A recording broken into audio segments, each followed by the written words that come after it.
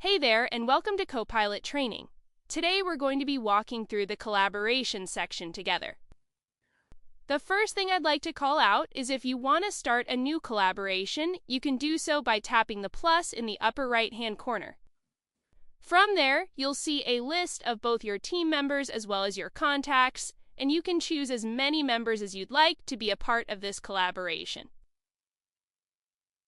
Next, I'll click into a collaboration as an example. So let's go into Amanda's dream home here.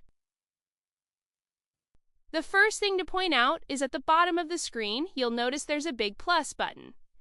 If you click the plus button, you can add anything to this collaboration, whether that's a new note you'd like to share with your client, a new property to share, an off-market property, a new saved search, a vendor partner to recommend, as well as inviting more people to this collaboration.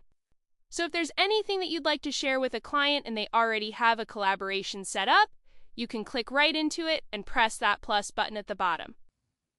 The next thing to highlight are the menu tabs at the top of the screen. You will see a bunch of menu tabs at the very top of each collaboration. These will divide up all the different types of content that you and your client are sharing. So today we'll just walk one by one through each tab so you know what to expect. Starting with our All tab. This is most recent updates. Anything that you or the client is sharing will appear here in order, whether that's a note, a property, a search, everything. You will also notice how it says Evan shared a note today at 2:11 p.m., so it will specify exactly who is sharing what and when. The next tab is called Activity. This will be similar to the Contact Activity tab, so this will show if your client is setting up any new searches, saving a property, looking at properties, as well as logging into the app. We will then have a Likes and Dislikes tab. Your clients have the ability to like and dislike properties within the app. Those will display here for you, and it will help you curate their collaboration. The next one is called Properties. This will show any properties that you or the client is sharing. You'll see a few that are listed here in a row. You will also notice there's a comment button beneath each listing. As an example, let's say that you share this property with your client. You then click on Comment and write something like, "This could be the perfect fit." Your clients will get push notifications for any updates to the collaboration. So if you share the property, they get one push. If you then comment on the property, they get an additional push. So it's almost difficult for them to miss out on those important updates within the app. The next tab we'll go through is called Searches. In here, you can find any saved searches that you and the client have shared with each other. I want to clarify that it's not like once you set your client up on a search, they are stuck to it. Your clients can save any new searches within here, and they can make edits to their saved searches. You will also notice a comment button is included in this section, so any notes can be shared for each search. To give you an example, I'm going to click into this Dream Homes Tampa search. Now that we're in here, firstly, all saved searches within the app will be displayed in a list view, so it will showcase a list of all the properties. As things are selling and new properties are coming onto the market that fit the criteria, this search list will automatically update for both you and the client. Above the first property in the list, on the left-hand side, there's a little button that says Newest with a drop-down. If you click there, you'll see that you're able to sort these properties by pricing, sizing, or newest to oldest. You'll notice in the upper right-hand corner there is an Edit button. From there, you can adjust the search's name, location, filters. You will also see a Delete search option towards the bottom of the screen. Lastly, for every saved search you create, you will see a button that says Generate Market Insights right beneath the search name. Once pressed, this will provide you with market data for your search area automatically. There will be a section to highlight today, the last 30 days, as well as the last year. Two important things to call out: all of this data is provided directly from your MLS. Additionally, the Market Insights feature is not limited to the search bar. You can use the Draw tool for this feature, so if you'd like to highlight a specific neighborhood or a smaller area, you can do so and generate market insights. Going back, now leaving the search, all the searches will appear within this tab. The next tab we're going to go through is called Notes. This is a place where you and your client can share any notes. Additionally, there are a few AI features in here, so I'd like to highlight those. If I press the plus at the bottom of the screen, there is an option on this list for a new note. Once you click Note, this takes you to a blank notepad, and there are a few buttons that I'd like to highlight directly above your keyboard. To start, you will see AI Voice Note, to the left of it, a photo icon, and to the right of it, a grayed out Enhance button that appears like it cannot be clicked yet. Enhance will hold the AI editing software, meaning until you have text in this note, that one is not available. The way that it works is if you add in a line of writing and you press the Return button, Enhance then switches from gray to black. Once you press Enhance, you'll see options in here like Enhance Structure, Improve Writing, Fix Errors, Summarize the note or suggest the title for it. So that's an easy way for you to clean up your writing if you were typing things out quickly and on the go.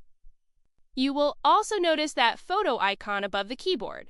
When pressed, you can upload any pictures as well as files. So documents, QR codes, photos, anything like that can be shared directly within the collaboration.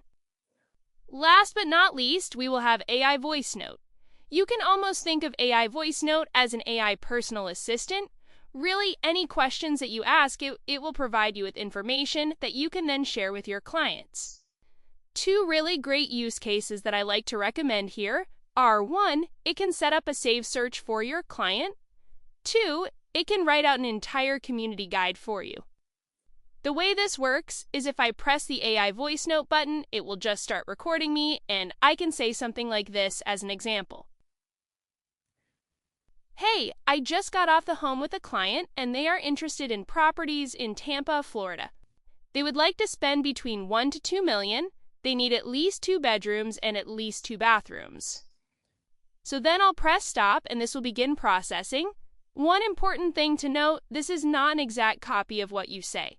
AI Voice Note is more like a summary of what you've asked it, so if you make a mistake, pause or say just keep going, it will not process that. So here we are. Now that all the text is loaded on the screen, if you are using AI Voice Note for home search, you'll notice to the right of the Enhance button above my keyboard, it looks like a new button is peeking out. I now am able to swipe over, and here it says Generate Search. Once you press Generate Search, this note is first saved to the collaboration, and then it opens up a brand new saved search based on exactly what you said. As an example here, it says luxury homes in Tampa, 1 to 2 million, 2 plus beds and baths. This is an extremely easy way for you to save a search while you're driving in the car, on the go. Just tap AI Voice Note and speak directly into your phone. The other use case scenario that I like to recommend is community guides. So mainly any questions that you ask AI Voice Note, it will provide information, but if you string together a few questions together, it'll almost write you out a section guide. As an example, let's say someone reaches out and says, I'd like to move here, but I don't know enough about the area. I'll use Tampa again for this example. Hi there, I'd like to learn more about Tampa, Florida. Can you please highlight the top restaurants within the area, mention any of the top schools within Tampa, Florida, mention any notable community events, highlight fun things to do within the nightlife scene, talk about the traffic and walkability, as well as any additional information worth noting for someone who wants to live in Tampa, Florida. I'll then press stop and this will begin processing. One thing to call out, it is AI, so it's best to double check in case a restaurant closes down or something. I can say for the most part though, it's usually pretty spot on accurate, so at the very least it'll be an excellent starting point for what you want to share with your clients. As an example, this is what I was able to pull up for Tampa, Florida. So there you'll see a section for top restaurants, there's a section for top schools, we'll have notable community events here, things to do in the nightlife scene, some information about traffic and walkability, as well as additional info for anyone who would like to live in Tampa, Florida. So this is a very easy way to get information over to your client. When you're done with any note, you'll just tap the Done button in the upper right-hand corner. At that point, it gets saved to the collaboration and your client can access that info as well.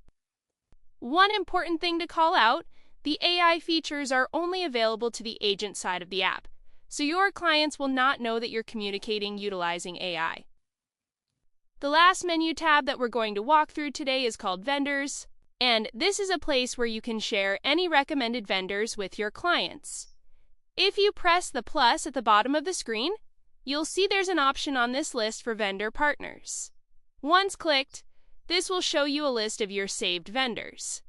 If you do not have saved vendors to start, don't worry, you will see that Add Vendor button at the bottom of the screen. Once you've added your vendors, they're stored in a list, you're then able to easily tap the plus next to their name. You will also see the Select All option if you'd like to share the full list. When adding your vendor for the first time, you can give them a name, a description, a category, all of their contact information as well as a website link. So this tab is mainly an easy way for you to share any preferred vendors with your clients. Now that we've walked through all the menu tabs, the only other thing that I wanted to point out within collaborations is at the very top of my screen. Firstly, in the upper right-hand corner, you'll notice an icon with a person and a plus sign. Once this is clicked, you're able to add any additional members to this collaboration, whether that's other agents on your team or contacts who are looking to buy a home. There is no limit to how many people can be within a collaboration. Additionally, if you click at the top center of the screen where the name of the collaboration is, this will take you to the settings. From here, you can adjust the collaboration's name, you can adjust the notifications, you can see who's in the collaboration, invite additional people, and you can delete any old collaborations. That's all for the collaboration section. Thanks for joining.